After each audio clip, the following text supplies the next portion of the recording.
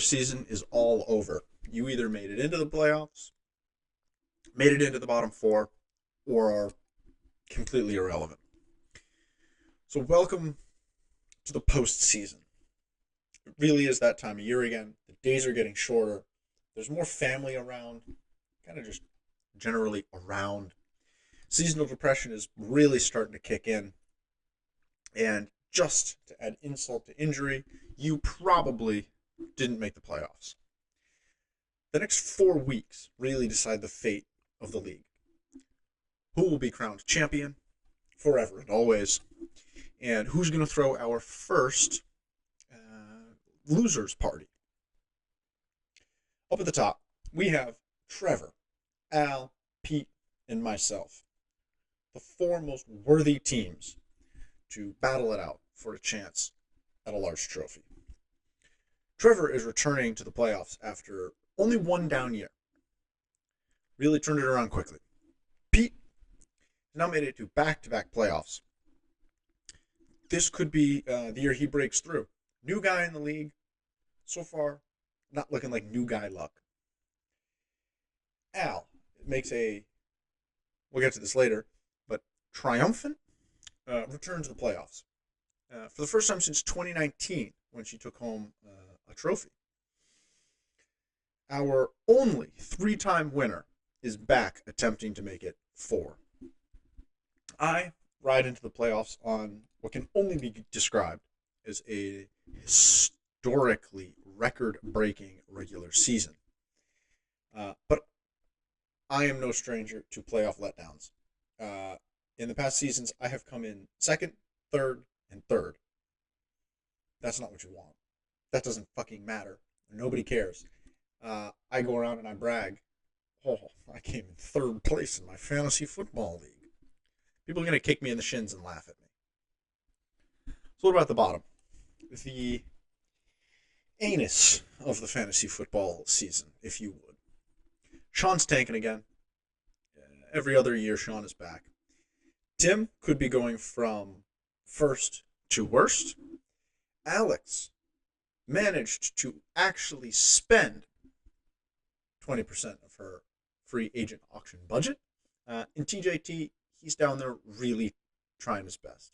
Just trying his best down there. So let me give you a quick high-level summary of the season, and then we'll jump into some more specific topics. So, things this season came down all the way into tight butthole time. I love when the games at the end of the season really matter. Al's knocking people out of the playoffs. Trevor, Brennan, Bula, they're all playing each other. You know, Tim got in here and won a game. TJ Tatro's out here making some funny moves. Sean spends all the auction budget money, like really getting guys that could help playoff teams. I love to see the real tight butthole time squeezing out winners and losers. 9 or 10 wins is what makes the playoffs, and everyone was battling for all of this right up until the end. We had a couple of real standout losers this season, but I commend Sean's devotion to this league. He is trying his best to win next year, but at the same time, he's working on fucking the rest of us over. That is really what fantasy football is about. It's not really about winning, because most of the people in our league, more than 90% of us, will not win. You can have a great time fucking over other people. Thanks, Sean. As you can see, wherever I've put it in post, these are the final standings and the comparisons to my preseason power ranking. I wanted to really see how close was I? Was I right about your team? Was I wrong about your team? Bit of a vanity project, if I'm honest. But anyway, will you thoroughly enjoy this wonderful graphic that I've put together? I'm going to walk through the top 4 and the bottom 4 teams, more specifically in their road to get to where they ended up. Now, my team, I took a hot start and did not look back. I had a very specific draft strategy, and it fucking worked. My lowest score was 126 points, and that was the only week I lost. So totally fine with that. I took a bunch of old dudes. I took a bunch of anybody. Hey, you had a knee surgery, you were on my team. I took players that people were thinking, oh, this guy's not going to have it. It's not going to happen this year. And hey, it worked. Not too sure what to say, but I've averaged the most points ever in the league. I've scored the most points total. Winning. Tiger blood. Trevor. Started off rocky. Little 2-2 after 4 weeks, with losses to Brennan and Alex, which, after we see the playoff picture, doesn't look great. Then he riffed off 3 straight wins after spending a fuck ton of money on Kareem Hunt, picking up Jawan Jennings, and then making some trades. Jamar Chase started off the season just lost, running in circles. Then he became Jamar fucking Chase again.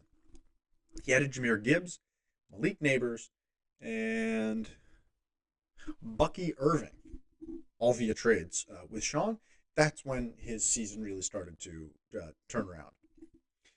He also handed me my only loss in Week 11, and then he beat Brennan and Bula to secure second place. Hey, nice job, Trevor. I know you give a shit. Pete, you started off this season blazing hot.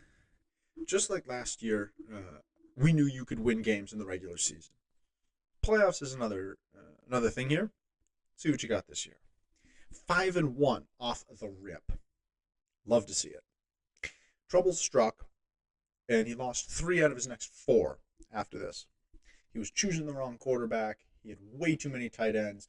Taylor's boyfriend was mid in this stretch. Straightened things out after beating his woman in Week 11, and took tight butthole time to the house by winning 3 games to close out the regular season. Saquon Barkley really is the story of this team. Barkley is having a historically great statistical season. Eagles having a fine year. Don't care about him. But Saquon Barkley is breaking lots of records. And Pete's team goes as Saquon goes. Baker Mayfield and Drake London, both a little bit more under the radar before the season started. Fucking phenomenal fantasy pickups. Well done, Pete. Al's playoffs.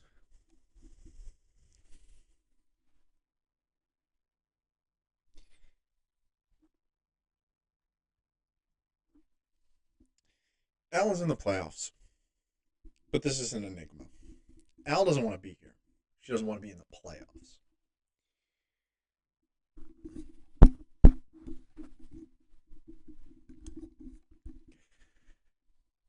Al is in the playoffs, but this is an enigma. Somehow, the eternal pessimist of fantasy football, our leader in championships, snuck her way into the playoffs. When I was convinced this spot would go to either Bula or Brennan, Al doesn't want to be here. Al doesn't want to be in the playoffs. Al might not even want to be playing fantasy football right now. I don't understand this. She is, I think, the first person to make the fantasy football playoffs that did not want to make the fantasy football playoffs. Al traded away Kyren Williams about halfway through the season. Stefon Diggs got hurt, and she started mailing it in.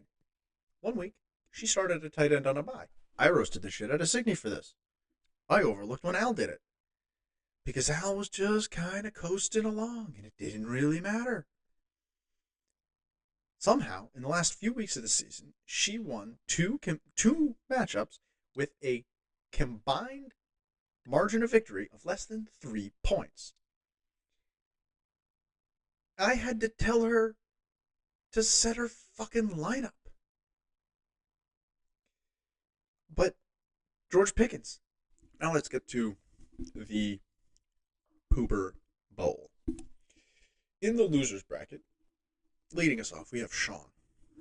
4 straight losses to start the season with just abysmal scores. Sean basically decided after 4 weeks that this wasn't his year and he was just going to start mailing it in. Sean did, however, have some great pickups and draft picks. Bucky Irving, Jaden McDaniels, Jordan Mason, Brian Thomas Jr., Lad McConkey, all solid fantasy football players this season, came through Sean's team.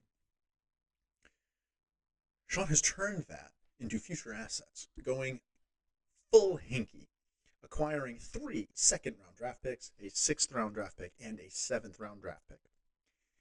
He knew what he was doing, he accepted his fate early, and he has continued on the path of daily fantasy football the whole season. Good luck next year with all of your draft picks. More like good luck to the rest of us with Sean having all these draft picks. Tim, buddy, it was over almost before it even started. Puka got hurt in week 1, and it hurt Tim's team morale more than I think we realized at the time. Tim's fantasy football story is one of narrative, really one of story, if you will. Each one of Tim's successful seasons has had this deeply Shakespearean story behind it. Story leads Tim's teams to success. Think about all the years with Mark Ingram. The highs and the lows, but Tim went as Mark Ingram went.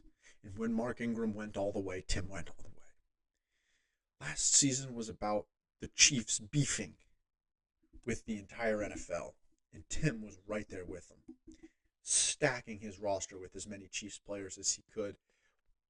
He TikTok danced his way with the Jackson Mahomes guy all the way to a championship.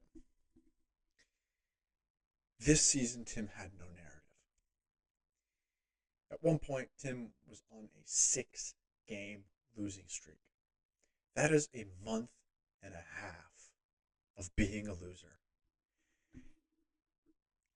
That sounds so painful. I feel for you, buddy.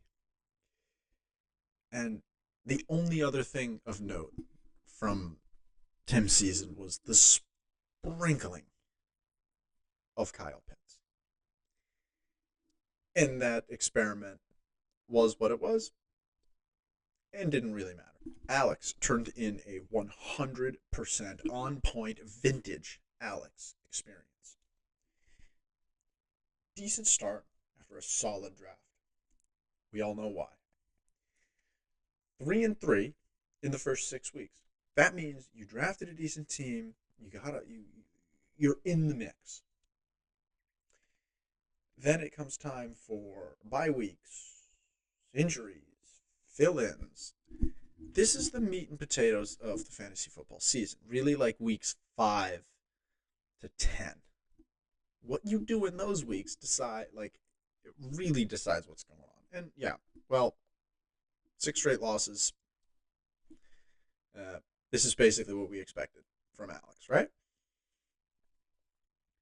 Somehow, she did close the season by ruining TJ Belanger's playoff hopes, which that's a fun wrinkle, but perfect Alex season. A mediocre start after a decent draft, and it all falls apart when she actually has to manage the team. See you again next year. TJ, oh TJ. What could have and should have been. Every year is your year. Never forget that. Because I truly believe it. First overall pick after a nonsensical wrestling live stream thing that I never posted. It wasn't worth anyone's time to sit there and watch that. So I've saved you all whatever. You roasted me for the cars. This might have been worse. TJ took Christian McCaffrey, number 1 overall. The player with the most Achilles tendonitis that the world has ever seen. Wasn't sure you could have it in both legs at the same time.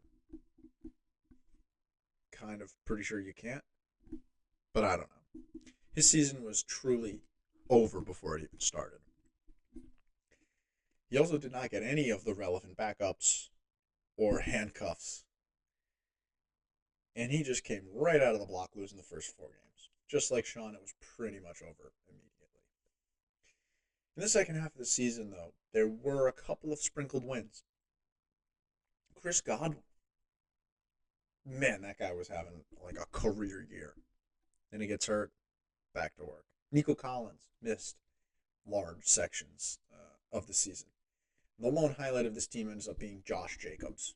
Who the fuck would have thought that? But, TJ, I gotta tell you, next year is your year. At the dawn of civilization, the Chinese were there, and they are still here. Hello, I'm Peter Weller. Welcome to History Time. History time, history time, history time, history time. Welcome to History Time with me and Peter Weller.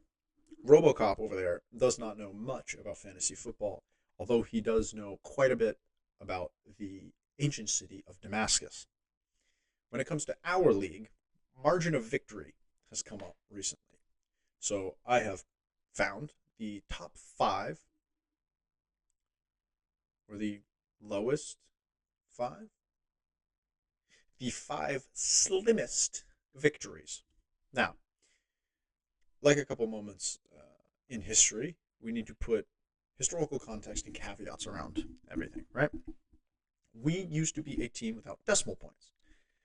When you're using a certain number of significant figures, you're more or less likely to come up with the same number, right? So we had 2 instances, one in 2015, one in 2014, of ties. Ties then, and still now, go to the team with the most bench points. That's why you see 2 ties. Technically speaking, a 0 point margin of difference. When we moved into the modern era, the more sophisticated era, yeah, I burped because I'm eating fucking ice cream. The more sophisticated era of fantasy football using 2 decimal points. We have seen 3 scores under 0.3. And the one that Trevor had brought up about this season actually ranks as the second smallest victory that we've seen at 0.2 points. Actually, just following one from last season, 0.1 points by Olave Auto Parts, beating Chiefs Beefs. What a time to be alive.